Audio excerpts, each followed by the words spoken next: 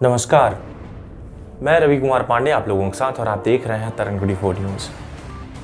बेहद दुखद खबर सामने आई है जो आप लोगों को बता दूं कि यहाँ से एक नवयुवक, एक लड़का जाता है पुणे कमाने के लिए, लेकिन लौटकर वो नहीं आ पाता। क्यों? क्योंकि उसको बेरोजगारी ने मार डाला और कुछ लापरवाही ने मार डाला। सही सुन रहे हैं, मैं मध्य प्रदेश के सीधी जिले की बात कर रहा हूं, जहां मध्य प्रदेश के सीधी जिले में एक लड़का जिसका नाम संदीप विश्वकर्मा, पिता घनश्याम विश्वकर्मा, जिसकी उम्र लगभग 22 वर्ष। लड़का लगभग आज से 6 महीने पहले पूना पहुंचा, जो कि सीधी से दूर एक रोजगार के लिए जाता है, जहां रोजगार उसे मिलता है।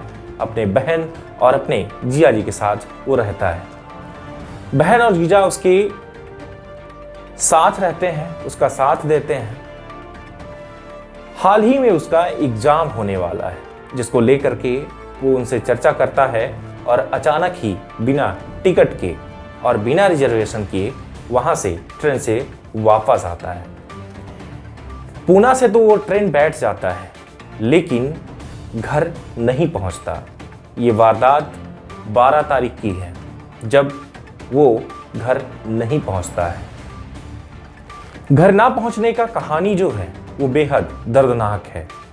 हालांकि ये आप देखकर आप लोगों को हैरानी हो रही होगी कि आज के ज़माने में हर व्यक्ति रील्स और सेल्फी बहुत ही महत्व देते हैं, जो कि इतने सारे लोग जब इसको महत्व जो देते हैं, वो शायद कुछ ही ऐसे लोग हैं जो जिंदा रह जाते हैं। क्योंकि जो सबसे बड़ा महत्व अगर रील्स को देता है, या बात करूं कि सबसे ज्यादा महत्व जो है वो सामने वाला अगर सेल्फी को देता है, तो आखिरी सेल्फी भी कभी कभी बन जाती है। जी बिल्कुल सही सुन रहे हैं, पहली बार नहीं कई बार ऐसा हो चुका है, जहां पर देखा यह जाता है कि एक लड़का या लड़की या कोई भी व्यक्ति जो सेल्फी ले रहा होता है, कभी कभार उसकी वो आखिरी सेल्फी हो जाती है। उसे ये नहीं पता होता कि शायद ये सेल्फी हमारी आखिरी सेल्फी होगी, इसके बाद हमारी कोई वीडियो ना होगी, हमारी कोई फोटो नहीं होगी।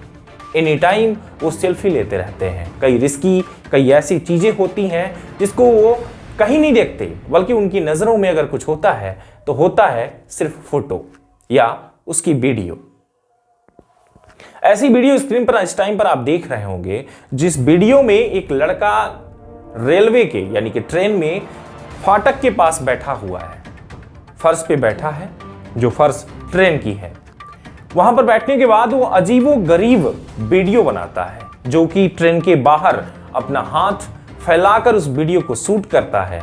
तो कभी खुद ट्रेन से लटक कर वीडियो बनाता है, तो कभी ट्रेन खड़ी होने के बाद और वहां पर वीडियो बनाता है।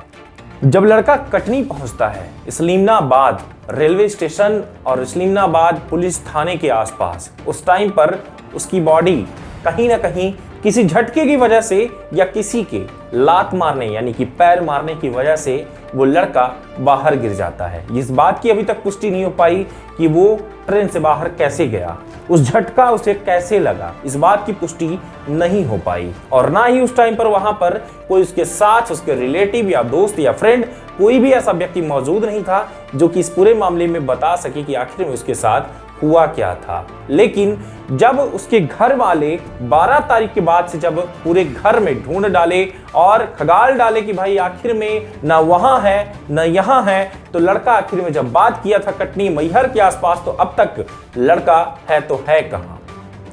लेकिन जब ढूंढना शुरू कर देते हैं और रिपोर्ट दर्ज करवाते हैं, तो पुलिस के द्वारा रिपोर्ट भी दर्ज नहीं होती है, क्योंकि पुलिस भी कैसे रिपोर्ट दर्ज कर ले। फिर इसके बाद तत्काल ही एसपी को आवेदन देते हैं और एसपी के द्वारा सूचित किया जाता है, जहां कटनी पुलिस को और कटनी एसपी को सूचित किया गया है। एसपी को सूचित करने के बाद उसने तत्काल जांच पड़ताल शुरू की। इसे जो है तो फोटो भेजा गया और फोटो भेजने के बाद पता चलता है ये लड़का तो 12 तारीख को ट्रेन में टक्कर की वजह से गिरा और ट्रेन की टक्कर की वजह से कहीं ना कहीं इसकी जान चली गई, जमीन पे गिरने और पत्थर लगने की वजह से। इसके बाद 2 दिनों तक पुलिस ने उसका इंतजार किया, क्योंकि उसके पास ना तो आधार कार्ड था ना कोई आइडेंटिटी थी। वो कैसे पुलिस समझ पाती कि ये कौन है, इसलिए उन्होंने 2 दिन इंतजार किया। इसके बाद वो दफना देते हैं। दफनाने के बाद लड़का फिर भी उसके जो घर वाले हैं लड़के के, वो ढूंढते ढूंढते पहुंच ही जाते हैं। पुलिस बताती है कि मेरा ये जो लड़का, पुलिस जब बताती है कि आपका ये जो लड़का है ये मुझे इस लोकेशन पे मिला, पंचनामा दिखाती है, सारी चीजें दिखाती है, दिखाने के बाद बोलती है कि मैंने लड़के को दफना दिया है। दफनाने के बाद फिर से उनकी जिद होती है कि मुझे अपने बच्चे को देखना है, शिनाख्त करना है, और बच्चे को फिर से निकाला जाता है। निकालने के बाद उसका शिनाख्त होता है। शिनाख्त होने के बाद बॉडी को घर लाते हैं और घर लाने के बाद उसका संस्कार करते हैं।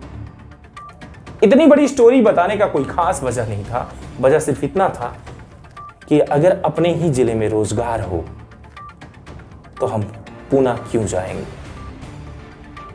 अपने ही जिले में अगर रोजगार हो तो हम बेरोजगार क्यों होंगे। अपने ही जिले में अगर मुझे सारी व्यवस्थाएं मिले तो हम दूसरे जिले में क्यों जाएंगे। पर बात इतनी सी भी नहीं है कि हम बाहर नहीं जाएंगे। हमारा विकास होगा, हमारा प्रमोशन होगा तो हमें अन्य जिले में भी जाना पड़ सकता है। लेकिन क्या यह लापरवाही ज्यादा जरूरी है? आपकी जिंदगी इंपॉर्टेंट नहीं है कि आप कभी भी ऐसा कार्य करते हैं, ऐसा कृत्य करते हैं कि उस दुर्घटना का शिकार होते हैं और आखिरी बार आप सेल्फी ले पाते हैं और वो आपकी वो आखिरी सेल्फी होती है।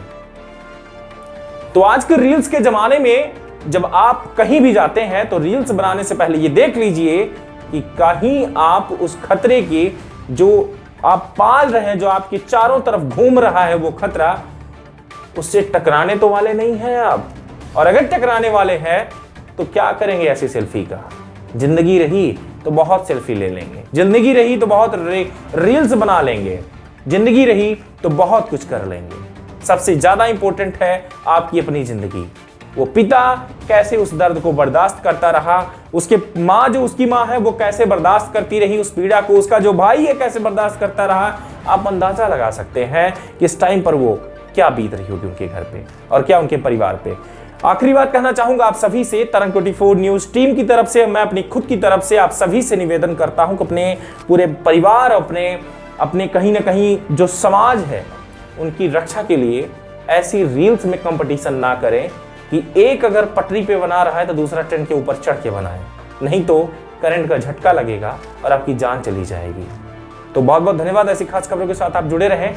ये कोई खबर नहीं थी, ये आपको अगर लगता होगा तो ये खबर के साथ साथ मेरा एक सूचित करने का तरीका था, एक आगाह करने का तरीका था कि कम से कम आप संभल जाएंगे तो शायद आपका परिवार संभल जाएगा।